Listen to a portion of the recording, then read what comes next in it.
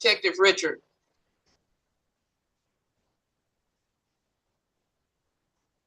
Good morning. Good morning.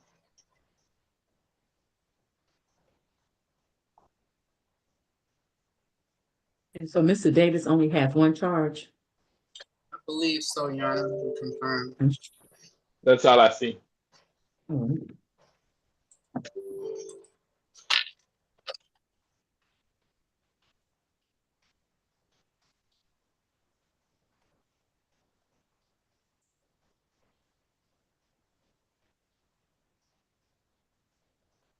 Are you Mr. Davis? Roderick Davis? Just nod your head. Okay. All right, we're about to start your preliminary hearing. This is the State of Georgia versus Broderick Davis, charged in warrant number 2025 CW 50233, financial card transaction card theft. Representing the state is ADA Thomas, representing the defendant is Attorney Carell Lewis. Your witness, ADA Thomas. Thank you, Your Honor. Detective, could you please raise your right hand? Do you solemnly swear and affirm that the evidence you shall give this morning before the court shall be the truth, the whole truth, and nothing but the truth, so help you God? I do. Put your hand down. State your name for the record. Detective Portia Richard. And how are you employed, Detective? Currently work for the Forest Park Police Department. And were you employed in that capacity on December the 6th of 2024? Yes, I was.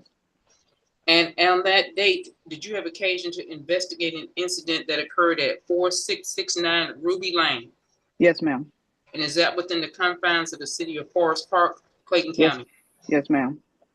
And did that incident involve a Broderick Davis? Yes, ma'am. Now, what brought you into contact? What happened with that incident involving Mr. Davis? Okay.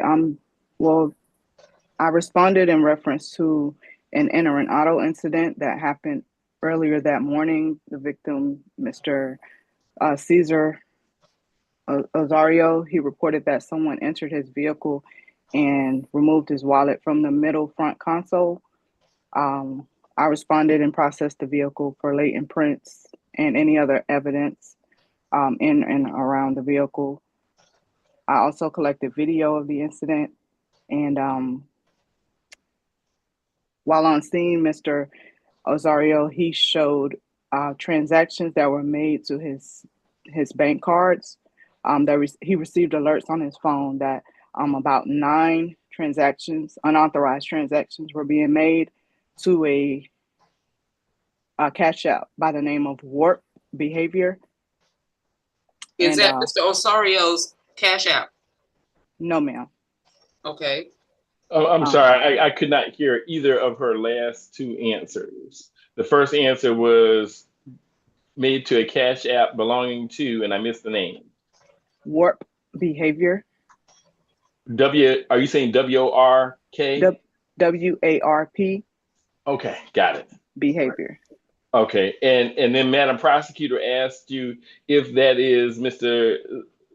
whose cash app? Mr. Ozario, the victim, no, he does not have a cash app. Okay, all right, go ahead, please. Thank you. Does he know who that person is? No, ma'am. Did he authorize any transactions to that person? No, ma'am.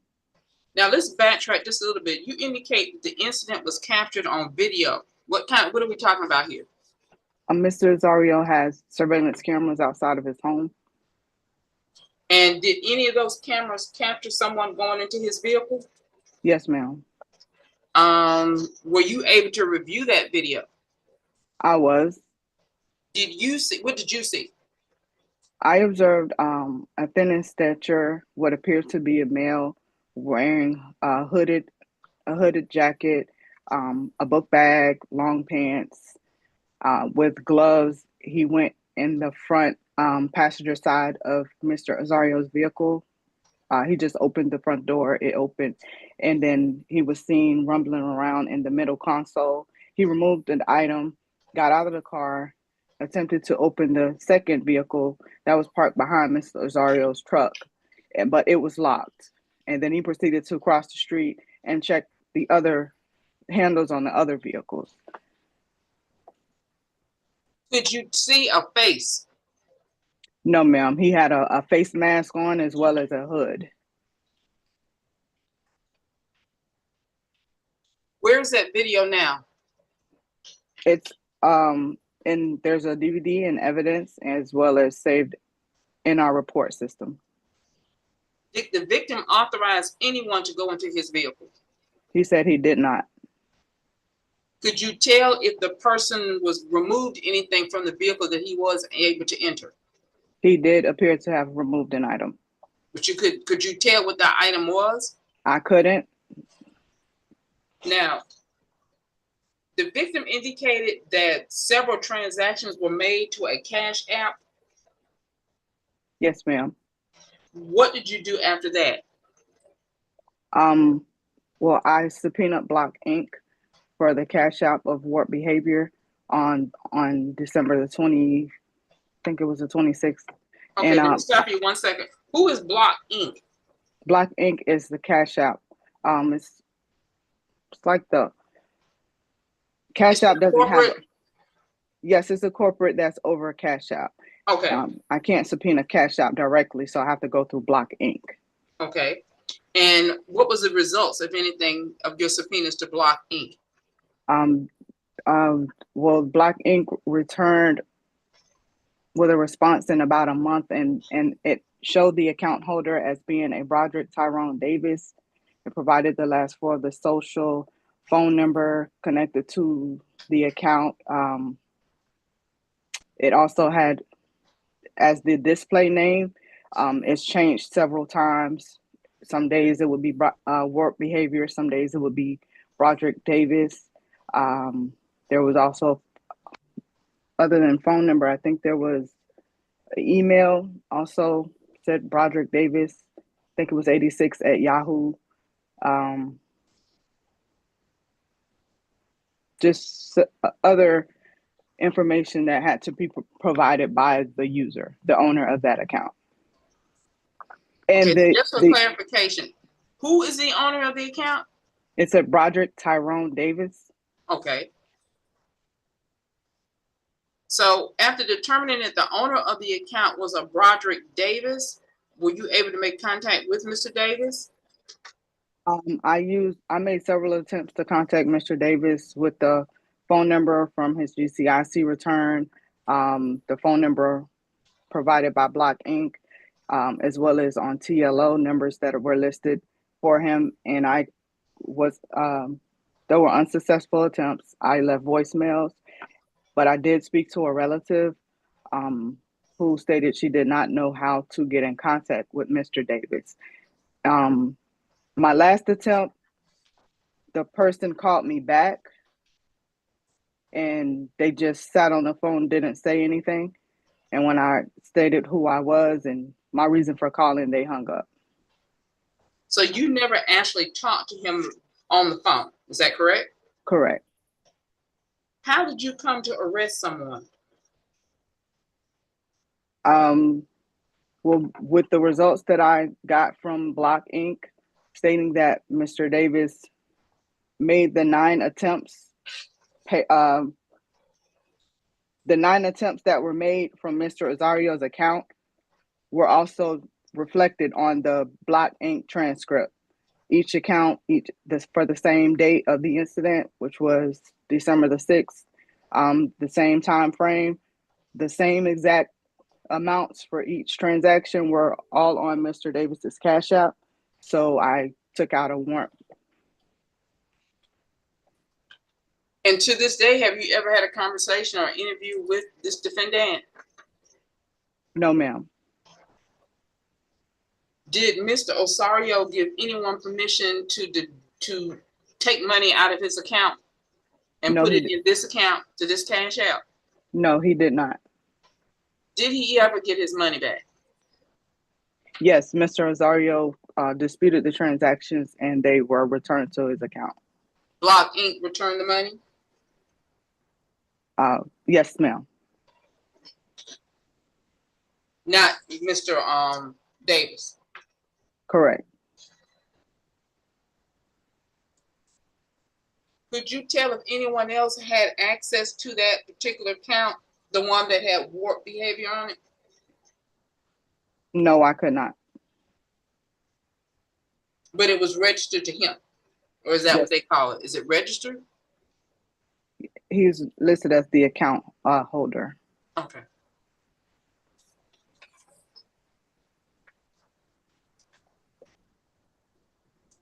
One second, Your Honor. I think that might be it. Was the wallet ever recovered? I'm Excuse sorry. me? Objection, facts not in evidence. You want to respond, ADA Thomas? Yes, ma'am. I'm trying to figure out what does he mean by facts not in evidence when the detectives already testified that the victim's wallet was removed and that the bank card was in the wallet. Objection? Okay. Go ahead. Go ahead, ADA Thomas. Ask the question? Yes. Thank you. Was the wallet ever recovered? No, ma'am. Were any other items inside the wallet used? No, they weren't reported as being used. Just this one? Yes, ma'am.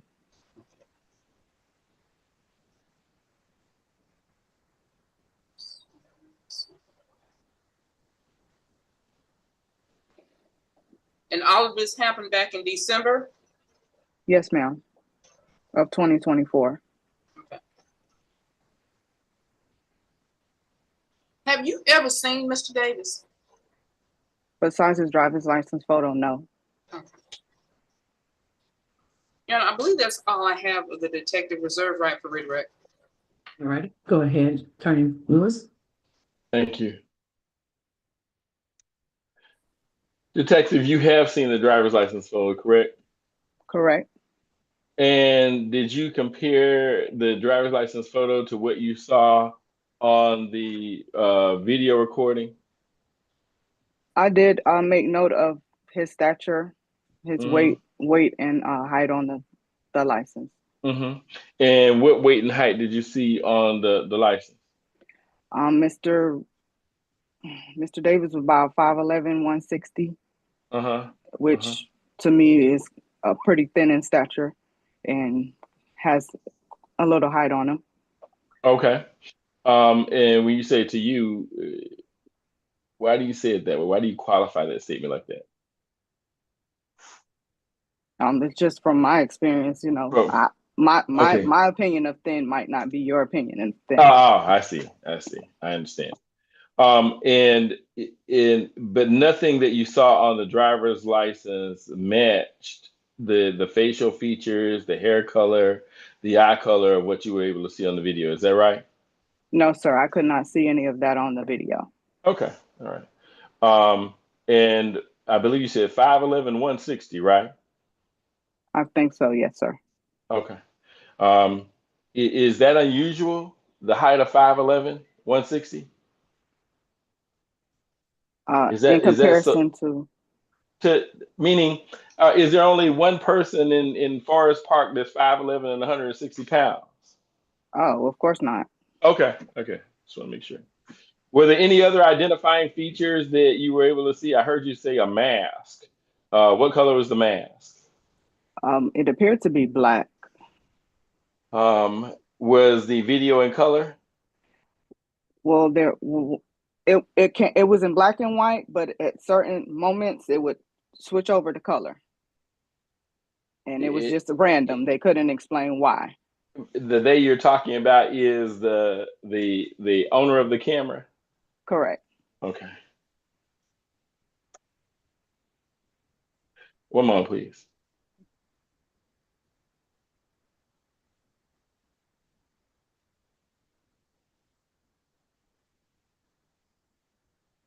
Now, did you see the video itself on the recording device, or was the video removed from the recording device and given to you? I initially reviewed it on the recording device. And on the recording device where you saw it, it did this black and white, the color thing? Yes, sir. Okay, cool. Now, what time of day was this video taken? Well, there was a discrepancy with the video. It displayed I think it was 5, but I think it was an hour ahead. It displayed 5 a.m., p.m.? 5 a.m. But we found out that it was an hour ahead by the owner. Was the video recording device subject to manual manipulation on the time? Could it have? Could it have Uh, been manually? So, in other words, was there a clock feature on it that let the owner set the time? no, not that. Not which was directly accessible, not in front of me. Maybe if he went to the settings and stuff, but not that I could see from reviewing the video. No, Were the settings somewhere else other than on the device itself? not on the screen we were on. No. And the screen that you were looking at was the device itself? Yes. Okay. All right. So you've got two anomalies happening on this video. One is that it's going from color to black and white, and secondly, there is a time discrepancy between what is alleged to have been the time of the entering of the automobile and the actual time. Is that correct? It's correct, but I was able to get additional video and I was able to correlate the two videos and Okay. confirm that the time frame was actually 4 a.m. and not 5 a.m. All right. Tell us about the additional video, please. There was additional video. There was a house about 2 houses north of the victim's house where they also observed a male walking through their yard, which was suspicious to them. When I made contact, I was able to get a copy of that video as well. All right. And that was from an additional house, a couple of houses down. Did I hear you say correctly? Yes, sir. And the person that you see on that video at that time, can you see the person? Yes, sir. All right. Are you able to see their facial features? They were covered with a face mask and a hood as well. So still no facial identification, just a mask and the hood. That's a hoodie, right? Like the sweatshirt? Yes, sir. Okay. All right.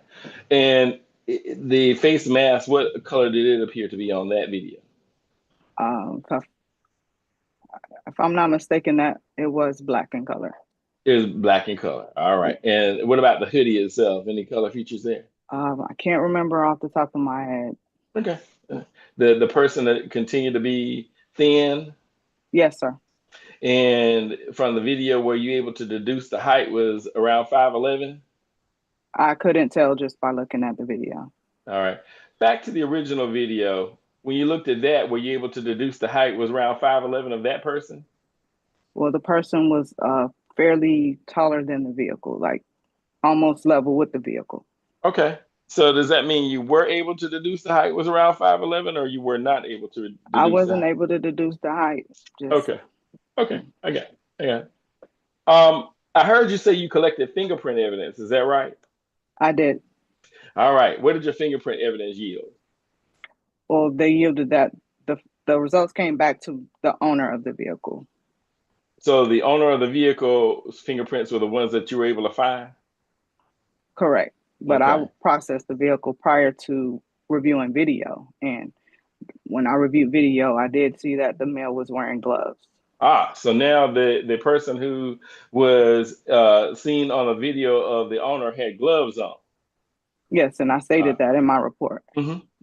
And the video that you see of the other house 2 blocks down or so, or 2 houses down, that person had gloves on as well? Yes, sir. They were wearing the same clothing. All right.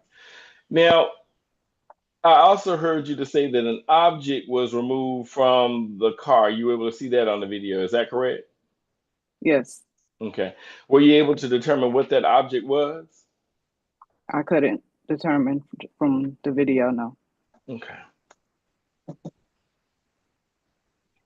How about when the person is 2 houses down? Are you able to see an object in their possession?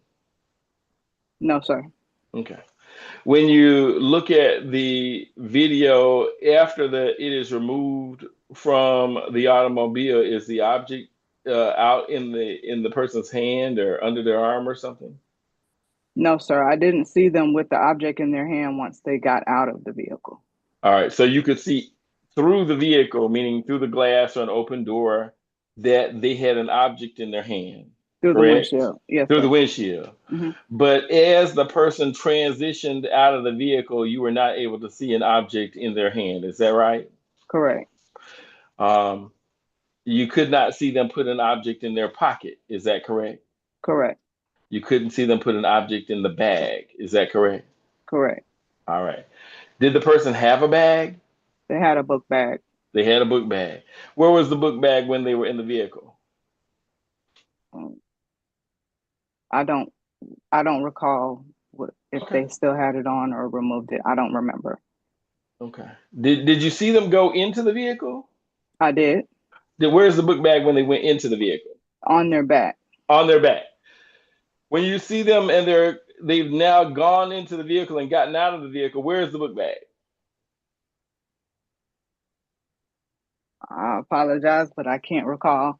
Okay. Okay. When you see them on the camera 2 houses down or so, where's the book bag? On their back.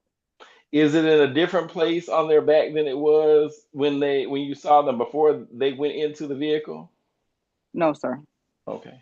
Were you ever able to locate the book bag? No, sir. All right. When the first person whom you identify as the victim showed you the video, did he show you all the video from that night? It was no, sir. It started from, I think it displayed 5, but it started from 4 a.m. to almost 6 a.m. So 4 a.m. on that device, or 4 a.m. as you recognize the time is off? 4 a.m. as I recognized the time was off. All right. So on that device, they showed you 5 to 6. Is that correct? Correct. All right. And they don't show you any footage prior to that. Is that correct? Correct. All right. On that device, the person who gains entry to the vehicle, how did they gain entry to the vehicle? They opened the front door. It was unlocked. Okay. Okay. So they opened the front door and they just gained access. They didn't break anything to get into it. Is that correct? Correct. All right.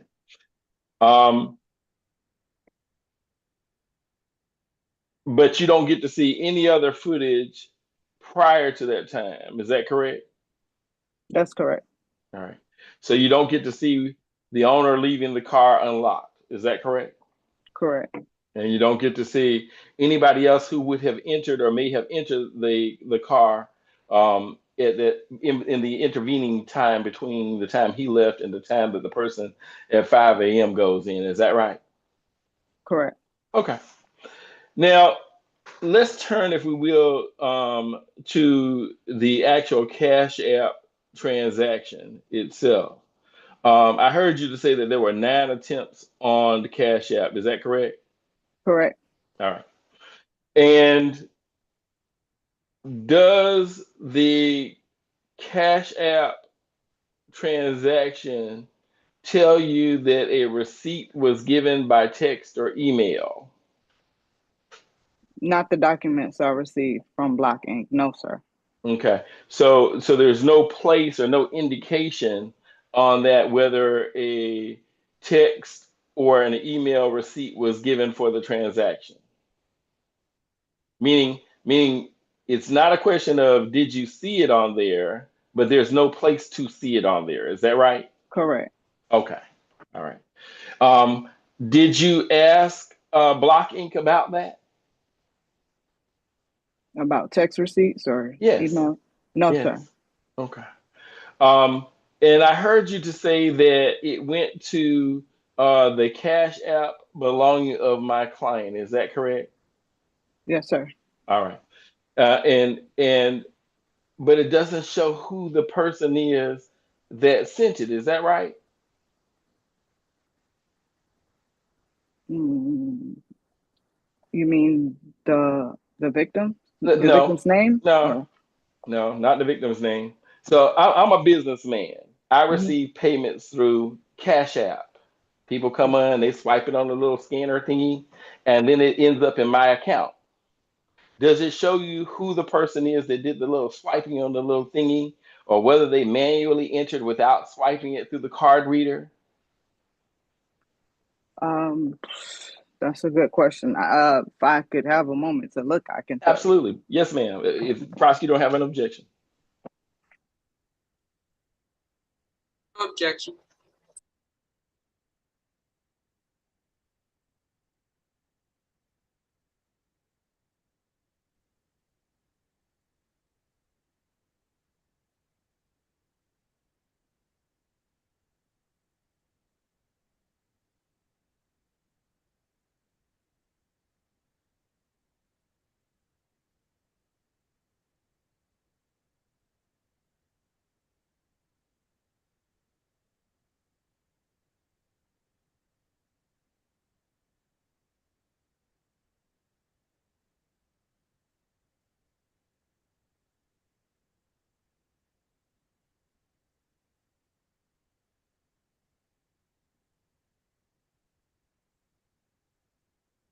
Okay. Can you repeat the question? Yes, ma'am. Does it show who the person is that is doing the financial transaction? No, it just says P2P attempts, person to Okay. person. Person to person attempts. All right. Did you ask them at Block Inc. what that meant? No, I did not. All right. Detective, I am trying to arrive at some evidence for the court here. And so I'm going to tell you a scenario and you tell me if this is plausible. My wife uses my Macy's card. Does this thing, this report that you've got, weigh out or exclude? I don't know if Mr. Roderick Davis has a wife or a cousin, but does it exclude somebody else using their card?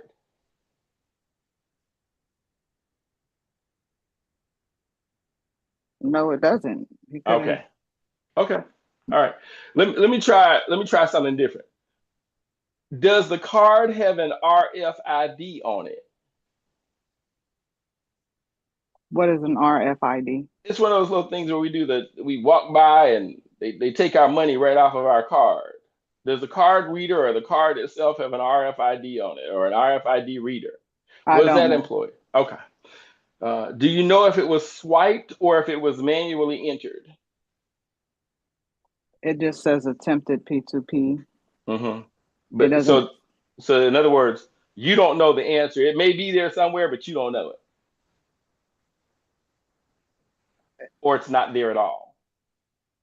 I don't see anything that shows how the card was used. Does it say how much the transaction fee was for the amount of money taken and deposited? No, it doesn't show a fee, only the amounts withdrawn. All right, so it doesn't tell you if it's a manual. So, and I'm just going at this in every way because I want to make sure I've got it. It doesn't tell you whether it's a manual entry or if it's a system entry. No, sir. All right. Um,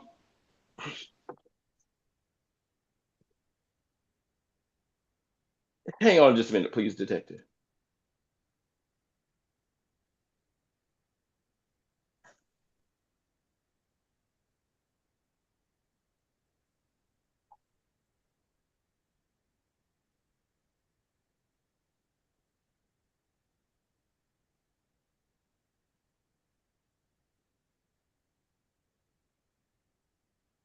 All right. There were 9 attempts with to put money into Mr. Davis's account. Is that right? I'm sorry, can you repeat that? There were 9 attempts to put money into Mr. Davis's account. Correct. And of those 9 attempts, how many were successful? Neither of them say reversed on the Block Inc. So it is your understanding that all of them were successful? Correct. And what was the total of the amount that was deposited into Mr. Davis's account?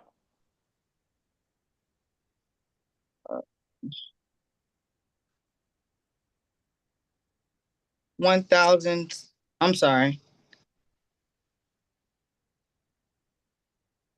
I listed them individually. One I'm second. sorry, you can give them to me individually, ma'am. I am. There were 2 attempts for $250. Uh-huh. One for $150. Uh-huh. One for 100, Uh-huh. 80, Uh-huh. $50, Uh-huh.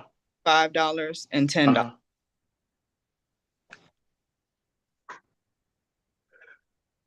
All right. And what happened? I'm assuming you gave those to me in chronological order. Is that right? No, Is that the $250, they were like separate. were they first or last? One of them was first. Okay. And then what happened next? Okay. I'm sorry. I have the transactions from Mr. Osario's account. Okay. I don't know if you were speaking to yourself or I was speaking to you. I wanted to show you. I have a list from Mr. Osario's account to show the order of each transaction. yeah, just tell them to us. You gave us the numbers. $125. That was the first one, correct? It appears that that was the first one. Okay. Wait.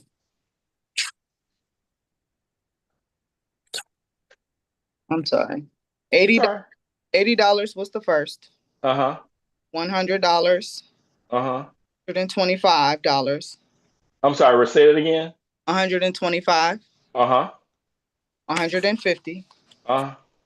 50. Uh-huh. 250. Uh-huh. 250. Uh-huh. And 150. All right. And at that point, that's the last. That 150 is the last one, correct?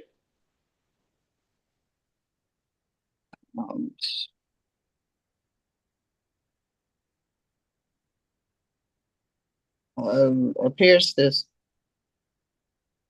Wait, no, it looks like the 250 is the last. All right. So the 150 that you gave us last, does it go above the 250? It's, yes, right above the 250s. Above both of the 250s. Yes. All right. So It's all right. So you got the 50 and then the 150 and then 250 twice. I got 50, 80, 100, 125, 150, and 250 twice. I got it. I got it. All right, hold on.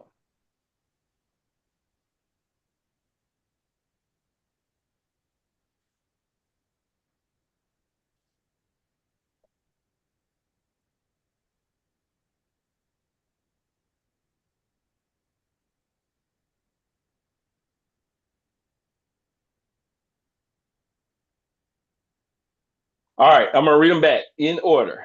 50, 80, 100, 125, 150, 150 again. No. Okay, all right. And then 250 and 250. Yes. All right, cool. All right. Now they stop at this particular point. Is that correct?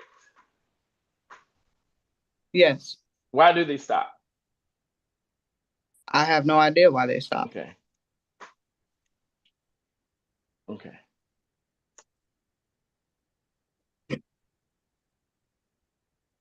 All right. Just a second, please, detective.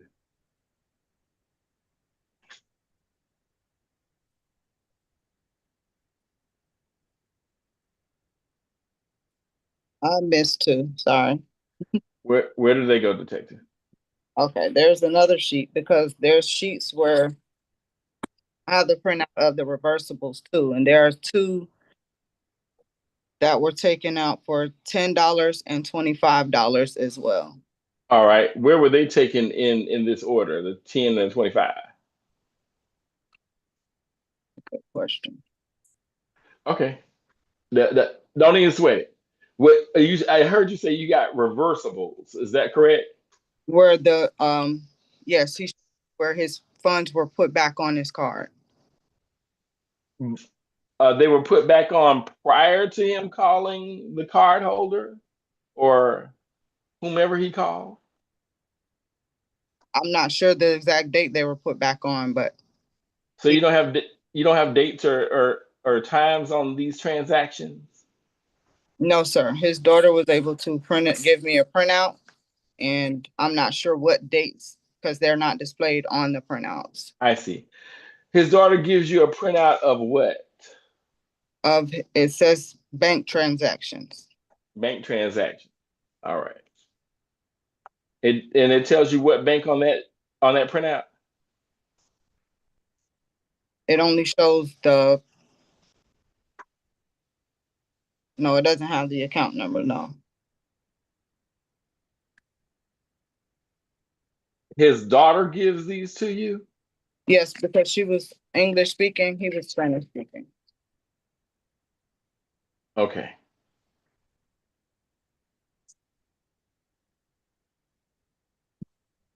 Do you know if this printout that the daughter has given you comes from the actual card that is alleged to have been used?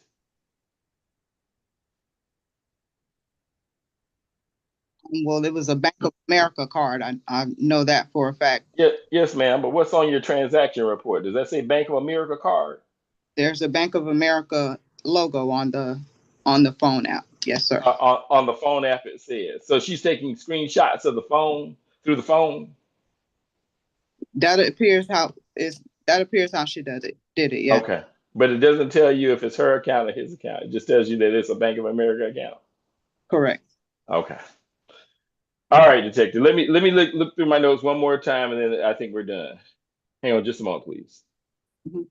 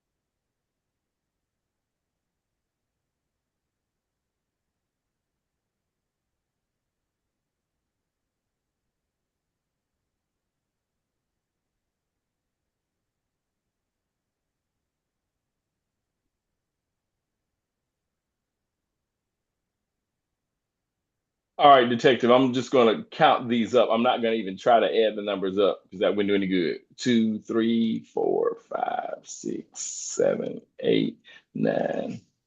All right, I've got 9 total transactions, including the 10 and the 25 that you told me about earlier. That's what you've got, correct? Correct. Okay. All right. I have no further questions for well, yes, I did. One other question. Did you ever get a chance to talk with the person who you swore out the warrant, right, for his arrest? Yes, sir. Did you ever get a chance to talk to him? No, sir. Uh, did you ever get a chance to talk to anybody about the money that was actually in the Cash App account of Mr. Davis? No, sir. And how old is Mr. Davis?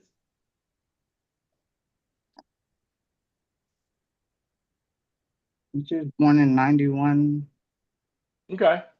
And this Cash App account was opened when? And it was open prior. Like, I don't recall the exact date. So if it was open for the last 20 years, you would know it or not from what you got right now. It had been created, I think, in 2023. Created in 2023. Yes, sir.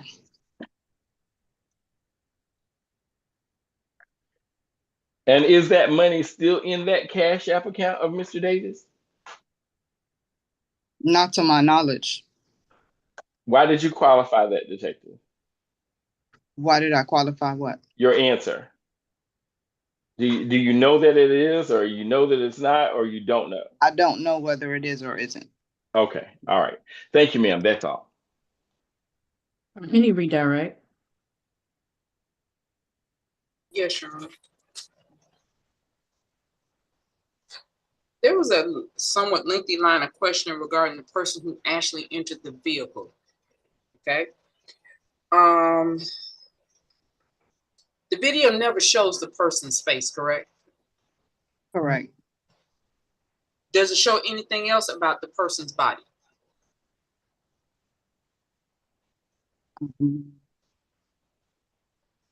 Appear to be a brown skinned male. Can't really see anything distinguishing that. No, it didn't. So you couldn't tell he was low cut like you, maybe have a fro, anything like that? I couldn't. Okay. And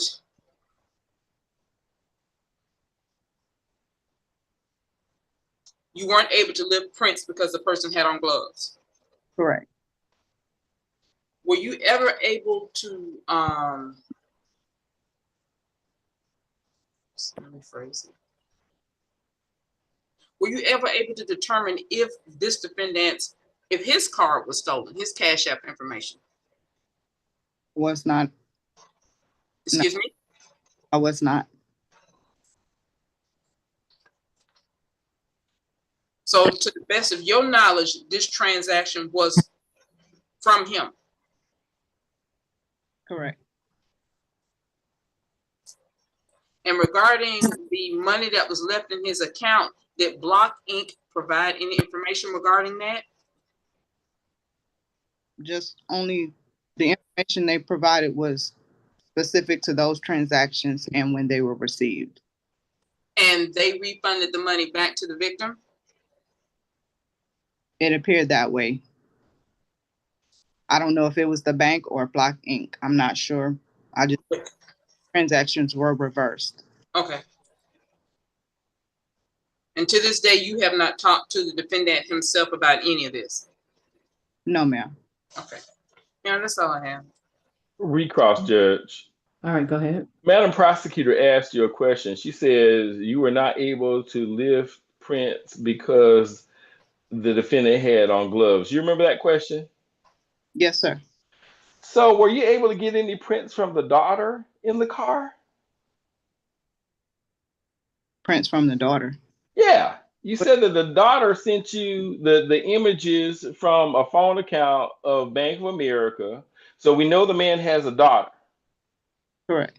But the only prints that you said you were able to recover from the car are the prints of the victim, right? Correct. I only processed the passenger side door of both vehicles because I was told that's where the person entered. And prints that returned were from Mr. Azario. So you did not find any prints in the car from his daughter, correct? Correct. Okay. And did you get any partial prints? I got partials and full prints. Yes, sir. Partials and full prints, but all of those on the passenger side of the victim's car, correct? Yes, sir. Did the victim, does he not drive, he drives his car, or he's just a passenger in his car? He drives his car. He drives his car. And when you say passenger side, you mean the opposite side from where the steering wheel is, right? Yes, sir. Okay. All right. All right. And then lastly, I heard you say to Madam Prosecutor that you don't know if it was Block Inc. or the bank that refunded the money. Is that correct? Correct. But what I understood from your earlier direct testimony is that Block Inc. is simply the records holder for Cash App, right? Correct. Okay. So let me refine her question just a little bit. You don't know if Cash App or their parent company, Square, issued the refund or if the man's bank got the refund. Is that a better way of saying that? Correct. Okay. And then finally, my last question on this is, are there any other transactions that occurred for this man that needed to be reversed other than these 9? Not to my knowledge, but I didn't ask. Yeah, all right. All right. I got it. Thank you. You're welcome. All right, closing arguments. Go ahead, 88 Thomas. And I'll reserve to the end. All right, Attorney Lewis. Judge, so first and foremost, I think the detective in this case probably did as good as she could have done. And I only say that because I've recently had to deal with this same kind of issue as well as a vendor, as a person who accepts payments. And it is a very difficult process that she's had to undertake. The problem with this, however, is that she's missing some key elements that would help all of us, the court, be able to answer what actually happened. First, there's not enough here for financial transaction card theft because we don't know who the thief is. We don't know if there is one thief or multiple thieves. We know that in the car, something was taken according to the victim. We don't see that something go into the possession of the person who is in the car. We know that something is in the person's hands as the detective is able to see through the windshield, but we don't know if it goes into a pocket, the backpack, or nothing else. And I ask those questions because it's relevant at this point in time as to whether the person who enters the car picks up something that has no value and puts it back. Let's say they intended to steal. They pick up something and they're like, man, this ain't worth nothing. And they put it back. We don't know the answer to that question because the detective can't see the answer to that question. What she sees is that someone has gone into a vehicle of an unlocked door, and according to the victim, that there is a wallet in the car that presumably he leaves there. We don't know if he or anybody else visited that car because the only video he gives her is a video that is from a time that she believes, meaning the detective believes, is from 4 a.m. to 5 a.m., although on his camera it's from 5 to 6. The detective correctly challenges what she sees on the video because in addition to the time discrepancy, she's also got a video that's partially in black and white and partially in color.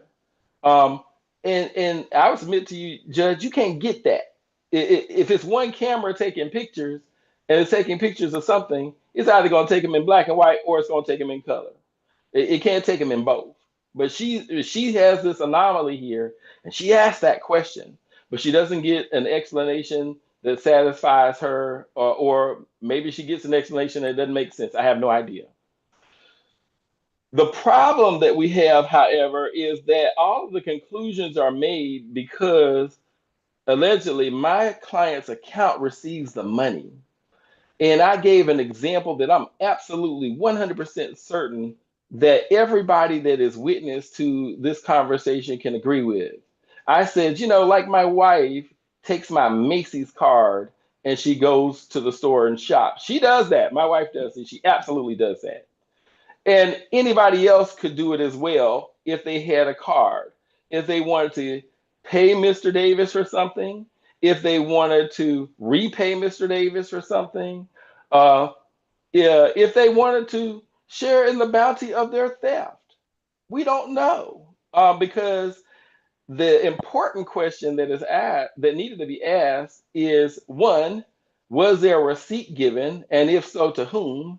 And then two, the nature of how the actual money moves from the card to the Cash App account. And I asked those questions because I now have minor children who have Cash App accounts. And they don't have to have a card to get the money into the Cash App account. They just have to know a number. And the Square company, who is the owner of Cash App, actually charges a different fee for the transaction that is done manually as opposed to one that is done using a card reader. Well, the detective doesn't have that information. And so what we have is money going into this account, but we don't know how it gets in there or from whom it gets in there. All we know is that it has gotten there. And for a reason unbeknownst to any of us, and I asked the question, why does it stop? Why doesn't it keep going? Does the man run out of money? Does Cash App or Square say, hey, we see all these transactions going on? We don't know why it stops. All we know is that it stops. I asked the many questions about the transaction order because I wanted to see what was going on. So we got $10. We got amounts that are escalating. Sometimes they go in and out, meaning high and low in the midst without a reason. Doesn't start out at $1,000. Doesn't start at $500. Doesn't start at $250. Starts out at 10. Well, there is no explanation that is offered here, but logic would have you that if the person got $10 and let's say they didn't know how much was there and they only wanted to try a small number first, then they would go to a much larger number. That is a possibility, but why go down? Why go down in the middle and then back up? Or maybe we take the thief that says, let me get all that I can the first time out, right?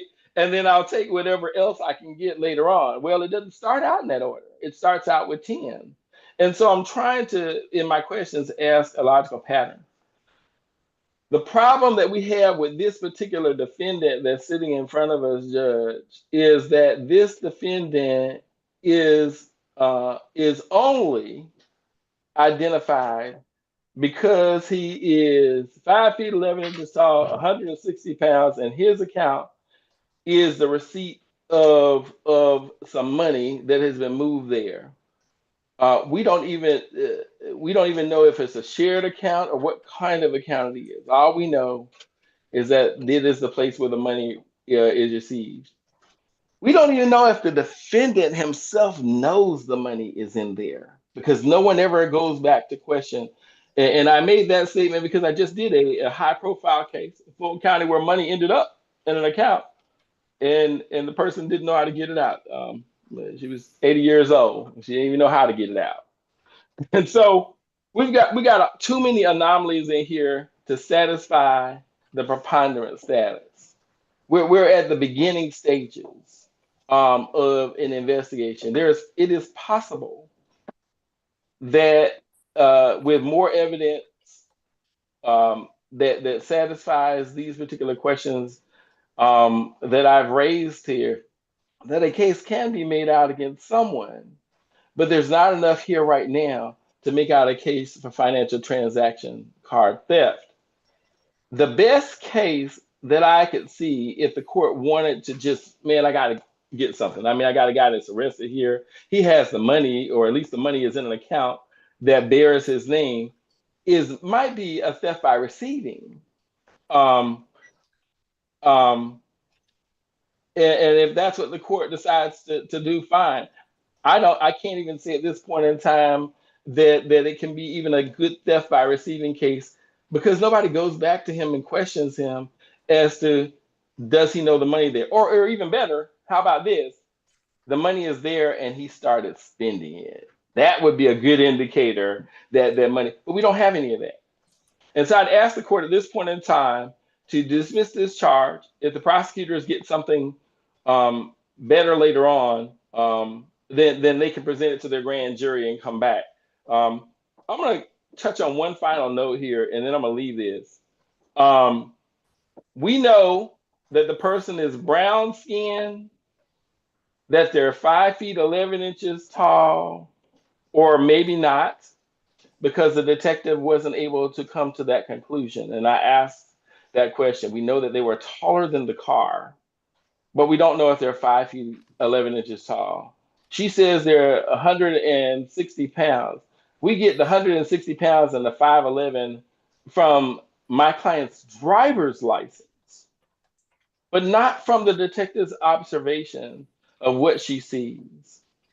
And so I would submit to you that there's not even enough here to identify my client as the thief, the taker, without the intent to return of a financial transaction card from anywhere. And so I'd ask the court to dismiss it. Thank you. All right. Go ahead, Attorney ADA Thomas. Yes, ma'am. And again, I'm going to try to be brief, and for the most part, I do stand on the officer's testimony. However, what we have here, first and foremost, regarding the actual entry is a physical description from what the officer, not just what she was told, but what she actually saw from that video that appears to match the defendant that is before the court today. The officer concedes that she has yet to have a conversation with this young man regarding what was going on with his cash out. But I would like for the court to consider this. Why would a stranger put money 9 times in this gentleman's account? Why would a stranger do that? Second of all, this isn't an accident. These deposits started out, the way I had a bank describe it to me once was a test. You start out with a little bit of money, $10. Okay, that works. Then you take a little bit more. That works. And you keep going until somebody stops you or until you get what you want. The court will notice the amounts that were discussed between the detective and Attorney Lewis. You got $10, then $25, then $50, then $80, then $100, and so on, up to about, I think the maximum amount was $250. Who does that? I can't think of any transaction that would come out and look like that. This was somebody who appropriated the card of someone else by taking it out of their car, did a test run to see, okay, yeah, some money in the account, and then started debiting, taking the money out to see how much they could get before it was cut off. And Your Honor, I don't think a stranger would take another stranger's account information and deposit money into that. I think the person that did it is the person before the court today. Your Honor, state will contend at this point, based on the officer's testimony, sufficient evidence has been presented to transfer this case to the Superior Court. All right. So based upon evidence presented, I do find that there is sufficient probable cause to bind this charge over to the Clayton County Superior Court. That's the order of the court. Thank you, Your Honor. And that was Davis.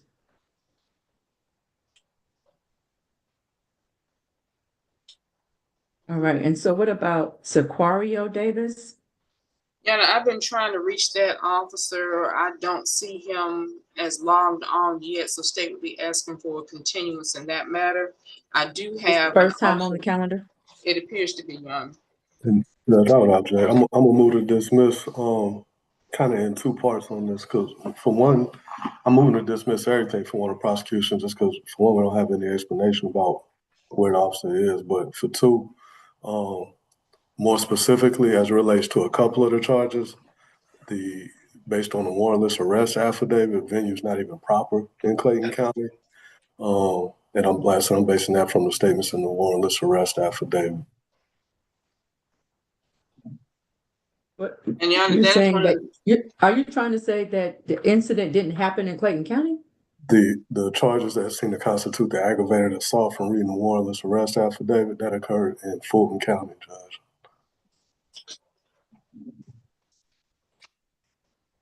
And it's listed on there that the officer refers to Pryor Street, talks about how the chase started from Old National, gets on the Interstate 85, and that the parts that constitute the alleged aggravated assault happened at Pryor Street.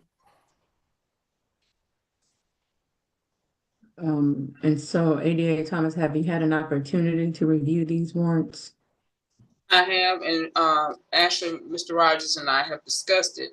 And I think where we left it at is I really need to get clarification from the officer as to exactly what happened, and the officer has not logged on today. Therefore, state is asking for a continuance in this matter. Now, I do know, Your Honor, that the officer may be thinking that this is one continuous incident that started in Clayton County and ended in Fulton County. And I do know also, as I've prosecuted in cases, you can prosecute the case, from my understanding, either where it started or where it ended. And in this particular case, I believe the officer is opting to prosecute the case where it started, as a continuing, as a chase, basically. But I would like the opportunity to continue the case just to confirm, because of the nature of the incident and the fact that 2 officers were struck by this gentleman in their car, were struck by the defendant. Judge, the only thing I say about that is that's not correct. The statute for venue is 17-2-2. It does make exceptions for some crimes like kidnapping, murder, things of that nature. But an aggravated assault, venue is proper in the county where it occurs. And that's the part that's supposed to have occurred at Prior Street. And I don't think Right. the statute is broke down exactly like that, but It being state will definitely is. request a continuance. All Just right, and so I'm gonna continue, but I'm gonna look up, we're gonna look up these statutes myself as well.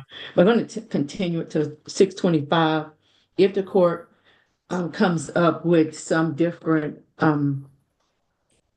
perspective, then I will do an order to that effect. And Judge, just for clarity, I appreciate it, but just for clarity, I'm only referring to the 2 aggravated assault charges. The rest of it, I think is probably, from what I can gather, I can see how it could be proper here in Clayton, but those specific charges is all what I'm referring to. Only to the aggravated assault. Yes, ma'am. Okay. Mhm. And then, Judge, if I could jump in to let Mr. Davis know, because he definitely wanted to litigate that issue today. And then Attorney Rogers, what did we do with Philip Smith? Was that just what were we doing? I tried, so I didn't quite get a chance to talk to him yet, Judge. And just so you know, we're still on YouTube. But yeah, if I can jump